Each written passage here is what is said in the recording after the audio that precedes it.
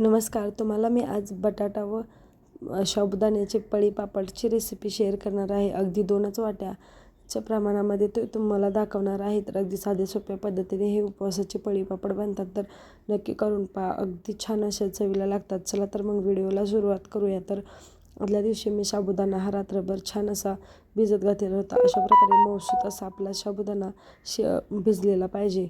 जेवढा साबुदाणा छान भिजलेला तेवढे आपले पापड खूप छान असे होतात. तर पाहू शकता खूप छान असं भिजलेलं आहे. दुसऱ्या दिवशी ते पातेल्यामध्ये मी एक मोठा तांब्या आहे तर तो 1.5 तांब्या पाणी घेतलेलं होतं. पाणी थोडंसं जास्त वापरायचं म्हणजे पापड छान होतात. चवीनुसार मीठ टाकून उकळण्यासाठी ठेवले. उकळल्यानंतर आपण जे 2 वाटी साबुदाणा भिजत घातलेला होता तर तो या पाण्यामध्ये टाकून शिजण्यासाठी ठेवायचा. तर आपल्याला एक प्रकारची याची खीरच बनवायची आहे. तर त्यानंतर 5 ते 6 बटाटे अशा प्रकारे छान खिसून घेतलेले, स्वच्छ धुवून घेतले होते. तर ते यामध्ये टाकून शिजण्यासाठी ठेवलेलं आहे. तर त्यानंतर चवीनुसार यामध्ये थोडेसे मी तर चिली फ्लेक्स टाकत आहे. तुमच्या आवडीनुसार तुम्ही ते हिरवी मिरची किंवा लाल मिरची ही टाकू शकता.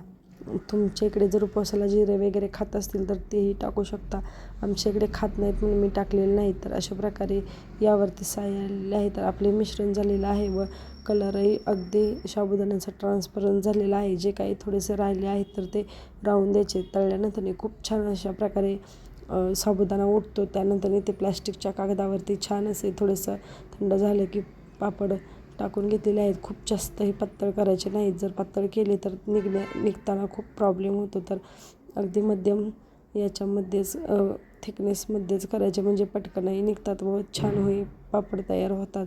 तर अशा प्रकारे मी सर्व घालून घेते. वाळल्यानंतर उन्हामध्ये छान असे कडकडीत वाळल्यानंतर तयार झाले आपले उपवासाचे पळी पापड. तर नक्की ही रेसिपी करून पहा. खूप झटपट होते व भरपूर असे पापड होतात. तर भरपूर 2 वाट्यामध्ये भरपूर झालेले होते. छान असे गरमागरम तेलावरती तळून घ्यायचे. तयार झालेले आहे आपले पापड. रेसिपी कशी वाटते ते नक्की कमेंट करून सांगा व अशाच नवनवीन रेसिपी पाहण्यासाठी आपल्या चॅनेलला नक्की सबस्क्राईब करून ठेवा. चला तर मग भेटूया छान असे एक आपल्या नवीन रेसिपी व्हिडिओ बरोबर. तोपर्यंत धन्यवाद.